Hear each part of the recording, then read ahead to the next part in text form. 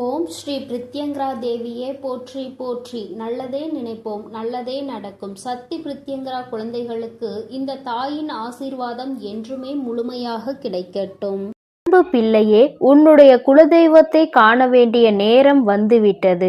என் தங்கமே, உன்னுடைய குலதெய்வம் இன்று மனவேதனையில் உன்னை காண வந்திருக்கிறார்கள். என் தங்கமே, அவர்கள் மனதில் இருக்கின்றது எந்த அளவிற்கு நியாயமான வேதனைகள் என்பதை நீ புரிந்து கொண்டால் நிச்சயமாக அவர்கள் சொல்வதை நீ கேட்பாய். ஏனென்றால் அவர்கள் உன்னிடத்தில் பேச வேண்டும் என்று ஆசைப்படுகிறார்கள். இந்த வராகியானவள் இப்பொழுது உன்னை காண வருவதை தெரிந்து கொண்டு என் மூலமாக உன்னோடு பேச வேண்டும் என்று முடிவெடுத்திருக்கிறார்கள். என் தங்கமே, குலதெய்வத்தின் மனவேதனைக்கு காரணம் உன்னுடைய குலத்தில் ஒருவர்தான். அவர்கள் செய்ய நினைக்கின்ற சில விஷயங்கள் உன்னுடைய குடும்பத்தை பாதித்து கொண்டிருக்கிறது. உன்னுடைய குடும்பத்தில் இருப்பவர்கள் யாருக்கேனும் கஷ்டத்தை கொடுக்க வேண்டும் என்று நினைக்கிறார்கள்.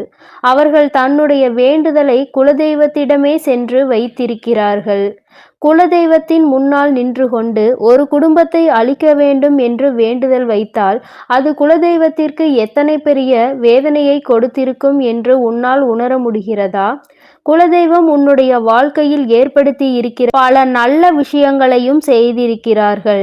சிலருடைய தீய சக்திகளை விரட்டி அடித்ததும் அதில் ஒன்று. உன் வாழ்க்கையில் ஏற்படுத்த நினைத்த ஆபத்துகளில் இருந்து அவர்கள் உன்னை காத்திருக்கின்றார்கள். இந்த சூழ்நிலையில்தான் இப்பொழுது ஒரு குலத்தில் இருக்கின்ற ஒரு குழந்தை உன்னுடைய வாழ்க்கையை அழிக்க வேண்டும் என்று நினைத்து குலதெய்வத்திடமே வந்து வேண்டுதல் வைத்த பொழுது குலதெய்வத்தின் மனம் நொறுங்கி போனது. இந்த குலத்தை காப்பதையே நம்முடைய கடமையாக வைத்து கொண்டிருக்கும் பொழுது ஒருவரே இன்னொருவருக்கு தேவையில்லாத செயல்களை செய்வது என்பது என்னால் ஏற்றுக்கொள்ள முடியாத விஷயம் என்று உன்னுடைய குலதெய்வம் சற்று கொந்தளிப்போடு வந்திருக்கிறார்கள். அவர்கள் மனதில் இருக்கின்ற எண்ணங்கள் என்ன தெரியுமா? உன்னுடைய வாழ்க்கை நன்றாக இருப்பதற்காக பாடுபடுவது நான் தான். அப்படி நான் பாடுபட்டு கொண்டிருக்கும் பொழுது என்னிடத்திலே என் குழந்தையின் வாழ்க்கையை அழிக்க சொன்னால் அது எந்த விதத்தில் நியாயமாகும்? என் குழந்தையின் வாழ்க்கையில் என்ன நடக்கப் போகின்றது என சில விஷயங்கள் என்ன என்பதை என் பிள்ளை தெரிந்து கொள்ள வேண்டும்.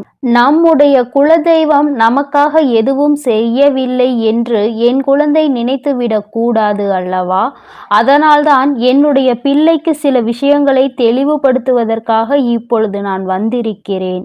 என் தங்கமே, உன்னுடைய குலதெய்வம் உன்னிடத்தில் பேசுகின்ற வார்த்தைகளை சில நிமிடம் காது கொடுத்து கேள். அவர்கள் மனதில் இருக்கின்ற எண்ணங்களை உன்னிடத்தில் தெளிவாக சொல்லிவிடுவார்கள். என் குழந்தையே, நான் உன்னுடைய குலதெய்வம் இன்று உன்னை காண வந்ததற்கு காரணம் உன்னுடைய மனதில் இருக்கின்ற வேதனைகளுக்கெல்லாம் சிலரது தேவையில்லாத எண்ணங்களும் காரணமாக இருந்து கொண்டிருக்கிறது. உன் வாழ்க்கையில் சில நல்ல விஷயங்கள் நடந்துவிடக் கூடாது என்று போட்டிகளும் பொறாமைகளும் அங்கே அதிகமாக இருந்து கொண்டிருக்கிறது.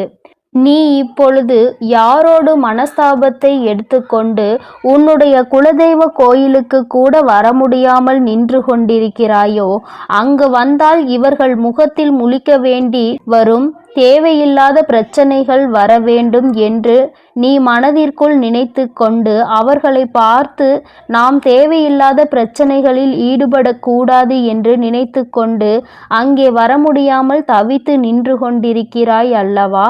என் தங்கமே, அதனால்தான் இன்று உன்னை கண்டு என்னுடைய கோயிலுக்கு உன்னை அழைத்து செல்வதற்காக வந்திருக்கிறேன். என் தங்கமே, உன்னுடைய மனதில் இருக்கின்ற எண்ணங்கள் எல்லாமே நியாயமானதுதான். ஏனென்றால் நீ யாரை இப்பொழுது உன்னுடைய எதிரியாக உனக்கு எதிராக செயல்படுகிறார்கள் என்று நினைக்கிறாயோ அவர்கள் உண்மையாகவே உன்னை அழிக்க நினைத்தது நிதர்சனமான உண்மை. ஏனென்றால் நான் ஒருபோதும் உன்னிடத்தில் பொய் சொல்ல விரும்பவில்லை. அவர்களை பற்றியும் இவர்களை பற்றியும் செய்கின்ற தவறுகளை மறைத்து அவர்கள் நல்லவர்கள் என்று ஒருபோதும் யாரிடத்திலும் காட்ட வேண்டிய அவசியம் எனக்கு இல்லை. அவர்கள் செய்தார்கள் என்றால் ஆம், நிச்சயமாக உண்மைதான். அவர்கள் உன்னுடைய வாழ்க்கையை அழிக்க நினைத்தார்கள். ஆனால் அதற்கு ஒருபோதுமே உன்னுடைய குலதெய்வமாகிய நான் இடம் கொடுக்கவில்லை என்பதுதான் உண்மை. நான் ஒரு முறை தவறவிட்டேன், அதனால் மேலும் மேலும் தவறுகளை செய்து கொண்டே இருக்கிறார்கள். ஒவ்வொரு தவறுகளும் அவர்கள் மற்றவர்கள் வாழக்கூடாது என்று நினைத்துதான் செய்கிறார்கள். கடைசியில் ஒவ்வொரு பிரச்சனைகளாக உருவாகி இப்பொழுது உன்னை குலதெய்வ கோயிலுக்கு வரவிடாமல் செய்திருக்கின்றார்கள். உன்னுடைய மனது அங்கே வருவதற்கு விரும்புவதில்லை. மனதளவில் தெய்வத்தை வணங்கினாலும் மனதளவில் உன்னுடைய குலதெய்வத்தின் பெயரை எப்பொழுதும் உச்சரித்து கொண்டே இருந்தாலும் என் குழந்தை, உன்னுடைய வாழ்க்கையில் நடக்கின்ற சில விஷயங்கள் உனக்கு மிகுந்த மனவேதனையை கொடுக்கிறது. ஒவ்வொரு நாளும் நீ மனவேதனை அடைந்து என் முன்னால் கண்ணீர் சிந்தும் பொழுது இந்த தாயானவள் உனக்கு நல்ல பதில் கொடுக்கவில்லை என்று நினைத்து நீ வேதனைப்பட்டிருக்கிறாய்.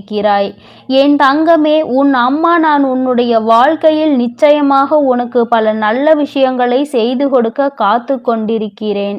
குலத்தில் இருக்கின்ற அத்தனை பேரையும் நான் பிள்ளையாக தான் நினைக்கிறேன். ஆனால் அங்கே பாகுபாடுகளும் பிரிவினைகளும் மட்டும் ஏற்படவில்லை. ஒருவர் இன்னொருவர் வாழ்க்கையை அழிக்க நினைக்கின்றார்கள். இதைவிட எனக்கு மிகவும் மனவேதனையை கொடுத்த விஷயம் என்ன தெரியுமா? என்னுடைய சன்னதியிலே நின்று கொண்டு அங்கே சண்டையிடுவது. ஒருவருக்கொருவர் நீ பெரியவனா நான் பெரியவனா என்று சண்டையிட்டு கொள்வது. அதிகாரத்தை யார் கையில் எடுப்பது என்று ஏகப்பட்ட போட்டிகளும் பொறாமைகளும் அங்கே இருந்து கொண்டிருக்கிறது. இதனால் மற்றொருவர் இன்னொருவரை உள்ளே வரவிடாமல் தடுத்து நிறுத்திவிட வேண்டும் என்ற முயற்சிகளை செய்கின்றார்கள். இது போன்று செய்யும் பொழுதுதான் இன்னொருவரின் மனம் பாதிப்படைவதோடு மட்டுமல்லாமல் அவர்கள் அங்கே கோவிலுக்கு செல்வதையே நிறுத்திவிடுகிறார்கள்.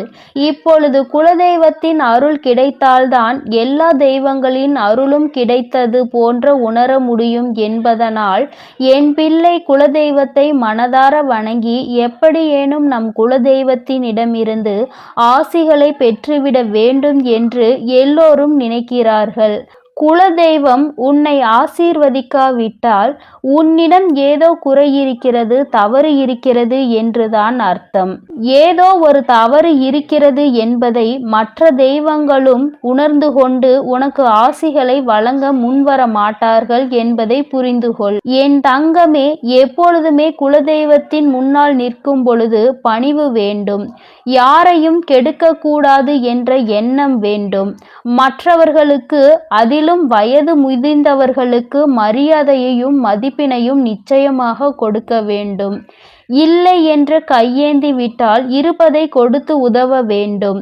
ஒரு நாளும் வைத்து கொண்டு மற்றவர்களுக்கு இல்லை என்ற வார்த்தையை சொல்லக்கூடாது.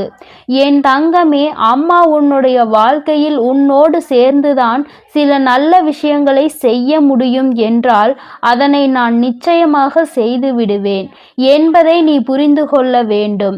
என் குழந்தைக்கு குலதெய்வத்தினுடைய அன்பும் அருளும் முழுமையாக இருக்கிறது. அதனால்தான் இப்பொழுது அவர்கள் செய்த மிக பெரிய தவறு உனக்கு சுட்டி காட்டுகிறேன். அவர்களினுடைய மனதில் அவர்கள் என்னவெல்லாம் வாழ்க்கையில் செய்ய வேண்டும் என்று நினைக்கின்றார்களோ, என்னவெல்லாம் அடைய வேண்டும் என்று நினைக்கிறார்களோ அதையெல்லாம் நிச்சயமாக அவர்களால் அடைய முடியும். என் குழந்தையே, உன்னுடைய குலதெய்வத்தின் மனவேதனை யார் ஒருவர் உன்னை அழிக்க நினைத்தார்களோ அவர்களுக்கே சென்று இந்த வேதனையை அவர்கள் வாழ்க்கையில் அவர்களுக்கு கிடைத்தால் எப்படி இருக்கும் என்பதை உணர்த்துவது போல நடக்கத்தான் போகின்றது. அப்படி நடந்தால் மட்டும்தான் அவர்களுடைய உணர்வுகளையும் மற்றவர்கள் படுகின்ற கஷ்டங்களையும் புரிந்து கொள்ள முடியும் அவர்களால். அவர்கள் அதை சரியாக செய்து உன்னுடைய வாழ்க்கையில் அவர்கள் செய்த தவறை ஒப்புக்கொண்டு உன்னை நல்ல மனநிலைக்கு கொண்டு வர போகிறார்கள். இனி ஒருபோதும் உனக்கு எந்தவிதமான கவலைகளும் தேவை கிடையாது. குலதெய்வம் அவர்களை உன்னிடத்தில் இருந்து எந்த அளவிற்கு விலக்கி வைக்க முடியுமோ அந்த அளவிற்கு விலக்கி வைப்பார்கள். அதனால் என் குழந்தையே, நீ எதற்காகவும் கலங்காதே, எதை நினைத்தும் வருந்தாதே. நீ நல்லதையே நினை. உன் வாழ்வில் எப்பொழுதும் உனக்கு நல்லதே நடக்கும்.